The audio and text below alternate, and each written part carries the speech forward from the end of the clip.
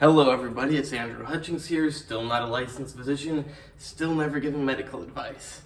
And this video is about how you should study and do things, whatever it is in life that is important to you at the moment.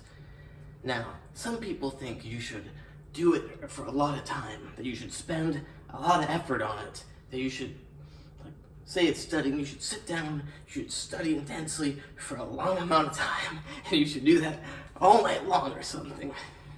So that's not what you want to do, because that's moronic. That's going to waste all your time, it's going to keep you up at night, and it's more work than you have to do.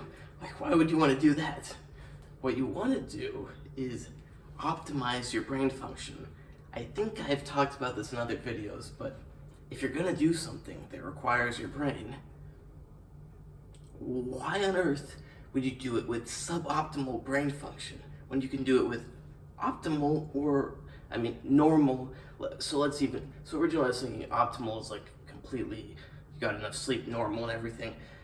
Let's say that's normal, and there's suboptimal, which would be if you're impaired. But why would you ever do it impaired, normal, if you can do it optimal? Because if you do it optimal, you don't spend as much time. That means a lot. Number one, you didn't spend as much time. You only have so many hours in each day. That's very significant. Two,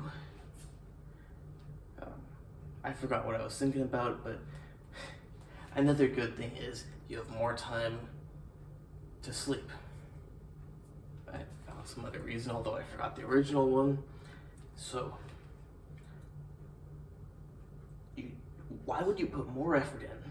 Because it's more pleasant to put less effort in if you can do just as good as if you put more effort in. You don't want to. You want to put as little effort in as possible, so you optimize your brain. You make sure you get a lot of sleep. You make sure you wake up nice and refreshed. You don't do something in the morning that's going to screw you up. You sleep in, you wake up, you're nice and refreshed, you have a clear mind, you have good breakfast, not junk. Eggs are very good because they have choline, plus protein, plus some fats. Very good. It's not going to spike your blood sugar, plus you get the amino acids to make neurochemicals, you get choline to function and things, and you haven't screwed up your day.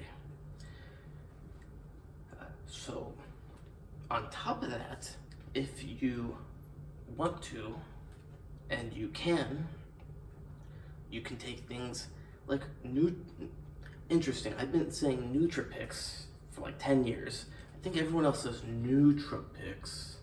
That's probably the word, but it reminds me of New Pet, a certain Nootrapic, and New Pet is actually, I'm pretty sure, but I'm not absolutely sure, No Pet.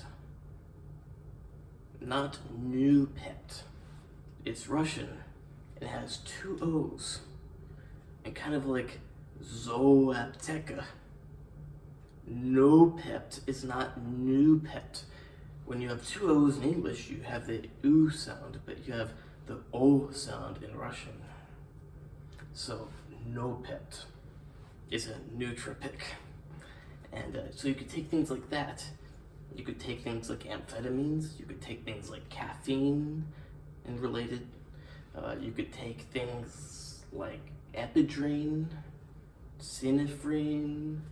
I don't know how much synephrine is gonna improve your mental function, but I think you get the point.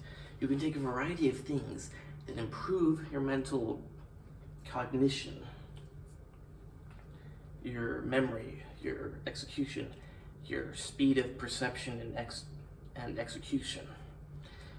And when you improve the functioning of your brain, you improve how fast it works, you improve how well it remembers,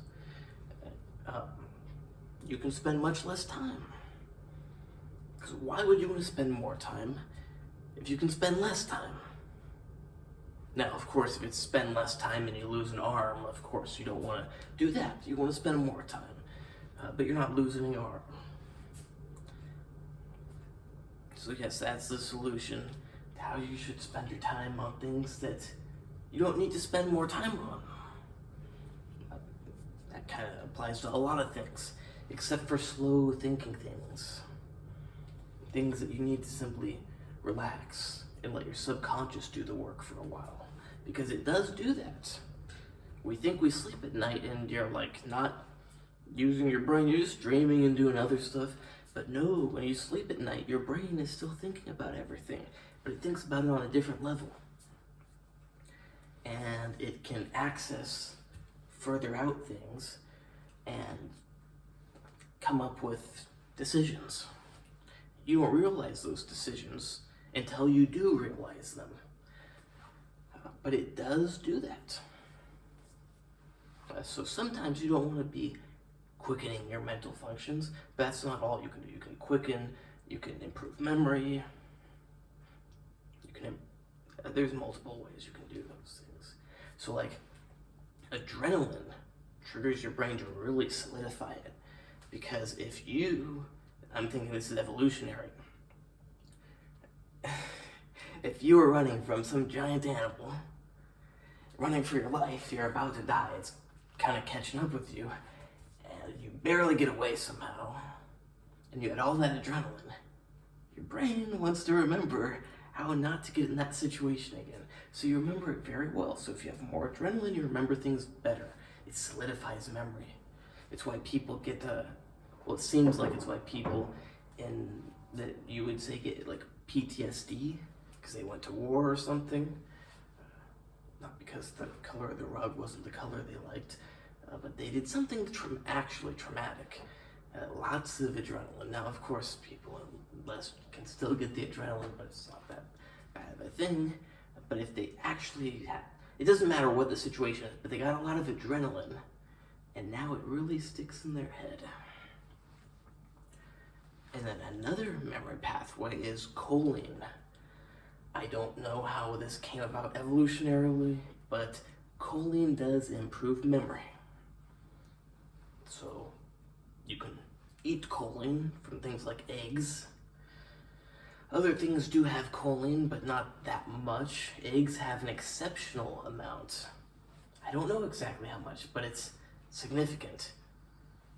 If I had to just guess, even though I haven't looked into this in like 7 years, I'd say like 80 milligrams, 90 milligrams per egg, but I have no idea, because I don't remember. But they have a good enough amount that if you eat eggs, you have plenty. By eggs, I mean like 4. Not if you eat 1 egg.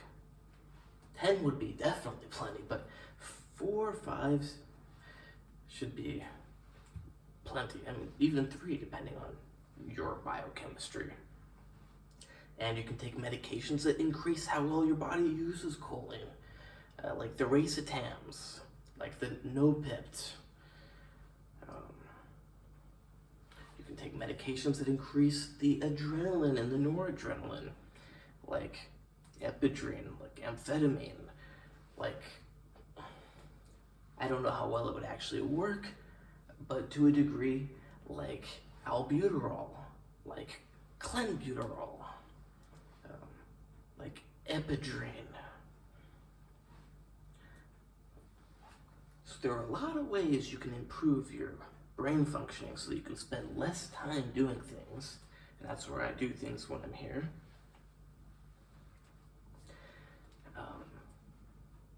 Yeah, and save a lot of time. I hope you like this video.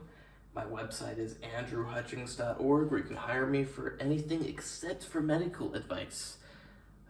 But medical advice means I'm telling you to do something, so of course I will just tell you what you can do, and you decide whether you want to do it, and I give you my opinion.